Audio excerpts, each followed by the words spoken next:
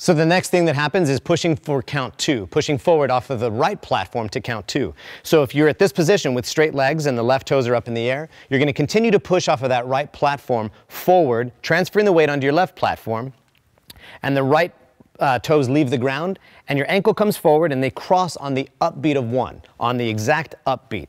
So the ankles will cross on the and of 1 in this instance. So you're at step 1, and you transfer the weight. The ankles cross, and notice when the ankles cross, the leg is virtually straight. There's going to be a little bit of knee bend, obviously, to get your body to do it, but it should be almost imperceptible how much the knee bends. We want to avoid any look of bending the knees as we come forward. So to practice that, let's just put all of our weight on our left platform and practice swinging the right leg backward and forward, seeing how much knee bend is actually necessary to get that right leg to come forward and backward.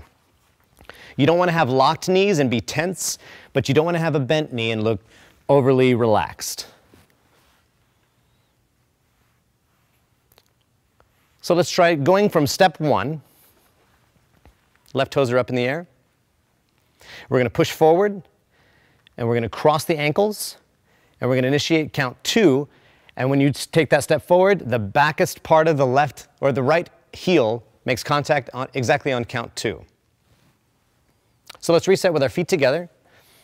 We're going to practice 2 forward steps. So mark time 4, pushing on count 4 of the mark time to get the weight moving forward, taking 1 step, ankles crossing on the ands, and take that second step. So horns are up, mark time 4, forward 2, stop at sharing the weight. Mark, time, mark, and 1, 2, 3, push, 1, cross 2.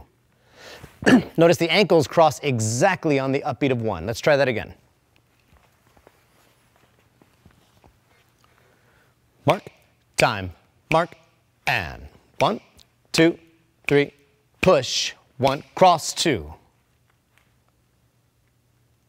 So our legs are straight, and our feet, when we're moving forward, our feet travel in skis, 2 parallel lines, rather than traveling in a tightrope walking method. They travel in 2 straight lines. So we'll say feet in skis to remind students to keep their feet in 2 parallel lines. Let's try that one more time. Horns are up. Mark time 4, forward 2, stop at sharing the weight. Mark, time, mark, and 1, 2, 3, push, 1, cross 2.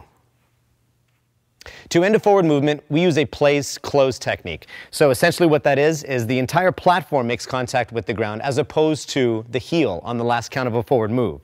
So instead of the last count looking like this, the last count would be a platform place with the ankle bone ending up exactly in the location you were trying to be. So if we can all try that together. So let's bring our horns up and just reach forward and place your platform as if it were the last step forward, your right platform. And do that a couple times, just placing the platform as opposed to the heel touching the ground. And after that, you naturally bring your weight forward for that last step, closing the left foot to the right foot. When that happens, you want to avoid bending the knee too much, just like we were on our forward march. Nothing special happens in that last count. You simply bring the legs back together.